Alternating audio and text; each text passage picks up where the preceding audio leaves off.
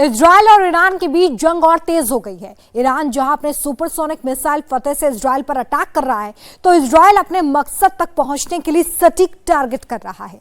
Israel के operation rising line का आखिर असली मकसद क्या है? इजराइल इस जंग के जरिए क्या करना चाहता है? इजराइल का न्यूक्लियर फ्री प्लान आखिर क्या है? आइए समझते हैं इस रिपोर्ट में। ईरान का जंग ऐलान, बड़ा बारूदी घमासान। क्या इजराइल पर फतेह कर पाएगा ईरान? तेहरान पर गरज रहे फाइटर जेट, क्या है इजराइल का आखिरी टारगेट? इजराइल और ईरान के बीच भीषण जंग जारी है। दोनों देश एक दूसरे पर ताबड़तोड़ हमले कर रहे हैं। लेकिन इस बारूद जंग ने उस वक्त नया मोड़ ले लिया जब ईरान के supreme leader Ayatollah Ali Khamenei ने आधिकारिक तौर पर जंग का ऐलान कर दिया। खामेनेई ने सोशल मीडिया प्लेटफॉर्म एक्स पर लिखा, हैदर के नाम पर जंग शुरू हो चुका है और अब ईरान कोई रहम नहीं करने जा रहा है। हम यहूदी शासन को कड़ा जवाब देंगे। ईरानी सुप्रीम लीडर के इस पोस्ट के बाद ईरान ने इजराइल पर मिसाइलों की बौछार कर दी। तेल अवीव और हाइफा समेत इजराइल के अलग अलग शहरों में एक के बाद एक 25 मिसाइलें दागी। तेल अवीव में आसमान से रात भर मिसाइलें गिरती रहीं।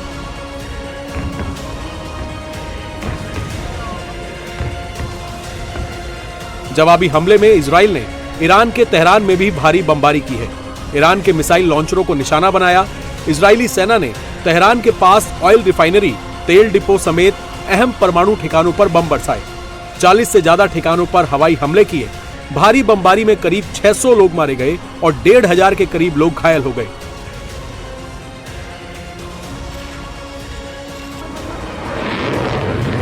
इजरायली सेना के मुताबिक उसका तेहरान के हवाई क्षेत्र पर कंट्रोल है और वो लगातार तेहरान पर हमले कर रहा है।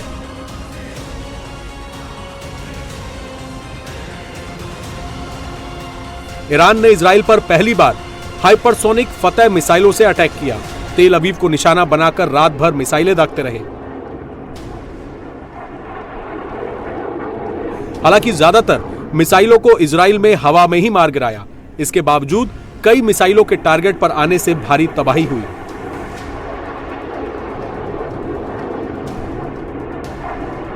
इजराइल पर किए गए मिसाइल अटैक को ईरान की सेना ने महज एक चेतावनी बताया है। इसके बाद अब घातक प्रहार होगा। इसके साथ ही ईरान के इस्लामिक रिवॉल्यूशनरी गार्ड कॉर्प्स ने तेल अवीव के एक हिस्से को खाली करने की चेतावनी दी है। हमने जो अब तक हमले किए हैं वो महज चेतावनी और डराने के लिए किए हैं।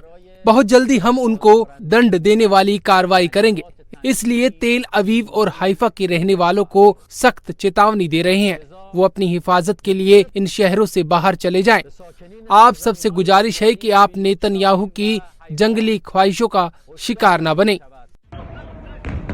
अब आपको बताते हैं ईरान ने जिस फतेह मिसाइल से इजराइल पर अटैक किया वो क्यों खास है। ये मिसाइल मैक 13 और मैक 15 यानी 6000 किलोमीटर प्रति घंटे की स्पीड से टारगेट पर हमला कर सकता है। ध्वनि की गति से 5 गुना इसकी रफ्तार है। फतेह मिसाइल की रेंज 1400 किलोमीटर है, जिसे 2000 किलोमीटर तक बढ़ाए जाने की उम्मीद है। फतेह मिसाइल के सिस्टम में एक मोबाइल नोजल है जो ऑपरेटर को मिसाइल की ट्रेजेक्ट्री में हेरफेर करने और इसे अलग अलग दिशाओं में मोड़ने की क्षमता प्रदान करता है। ये लॉन्चिंग के दौरान हवा में अपनी गति भी बदल सकता है। ये बाएं और दाएं, ऊपर और नीचे की ओर जा सकता है। इसके साथ ही ये मिसाइल रडार को भी चकमा देने में सक्षम है। ईरान ने अपनी सुरक्षा बढ़ाने के मकसद से बैलिस्टिक मिसाइलों की एक सीरीज विकसित की थी। इनमें फतेह सीरीज के भीतर कई छोटी दूरी की ठोस ईंधन वाली बैलिस्टिक मिसाइल शामिल है। फतेह 1 ईरान की पहली हाइपरसोनिक मिसाइल है। ये 1400 किलोमीटर तक टारगेट को हिट कर सकता है। फतेह 2 फतेह 1 का ही एडवांस वर्जन है और इसकी रेंज 1500 किलोमीटर है। सेजिल ईरान का बेहद अहम मिसाइल है। ये 17000 किलोमीटर प्रति घंटे रफ्तार से उड़ान भरने की क्षमता रखता है और इसकी रेंज 2500 किलोमीटर तक है। ईरान का खैबर लंबी दूरी की बैलिस्टिक मिसाइल है और ये 2500 किलोमीटर तक टारगेट को भेज सकता है। शहाब 3 ईरान की मध्यम दूरी की बैलिस्टिक मिसाइल है और इसकी रेंज 1000 से 2000 किलोमीटर तक है। जंग के बीच यरूशलेम में अमेरिका ने 3 दिनों के लिए अपना दूतावास बंद कर दिया है। अमेरिकी विदेश विभाग के मुताबिक सुरक्षा स्थिति को देखते हुए यरूशलेम में अमेरिकी दूतावास 18 जून से 20 जून तक बंद रहेगा। इसमें यरूशलेम और तेल अवीव में वाणिज्य दूतावास भी शामिल है।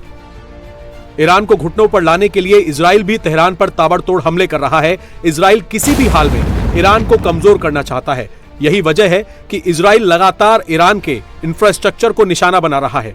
इजराइल ने पहले ईरान के एयर डिफेंस सिस्टम को तबाह किया, मिसाइल अड्डों समेत मिलिट्री बेस को बर्बाद किया, ऑयल रिफाइनरी, तेल डिपो और न्यूक्लियर बेस को निशाना बना रहा है।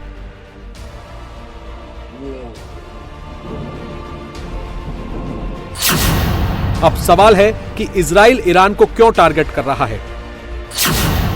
इजराइल का ईरान पर हमले के पीछे का असली मकसद क्या है, वो कैसे इस प्लान पर आगे बढ़ रहा है। ईरान में चल रहे न्यूक्लियर प्रोग्राम्स को इजराइल और अमेरिका बहुत बड़ा थ्रेट मानता है और किसी भी कीमत पर उसके न्यूक्लियर फैसिलिटी को रोकना चाहता है।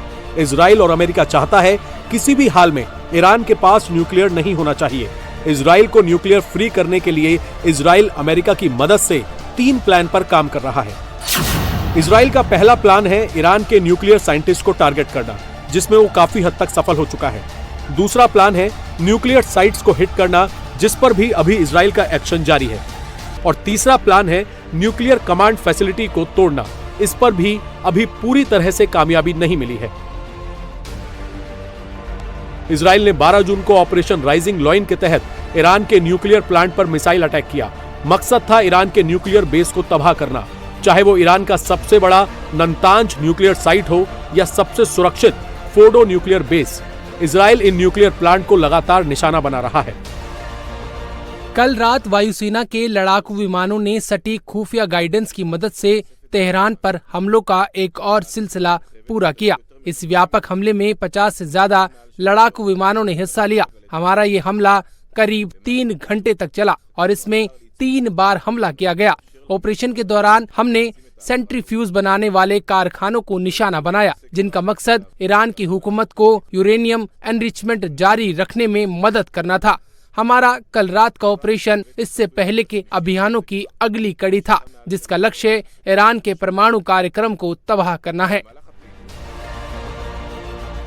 ईरान के न्यूक्लियर प्रोग्राम को तबाह करने के पहले प्लान में इजराइल काफी हद तक सफल हो चुका है। न्यूक्लियर फैसिलिटीज को चलाने वाले ब्रेन को ही रास्ते से हटा चुका है। इजराइल के स्ट्राइक में अब तक 14 न्यूक्लियर साइंटिस्ट और एक्सपर्ट मारे गए। ज्यादातर साइंटिस्ट मोहसिन फखरीजादेह के स्टूडेंट थे।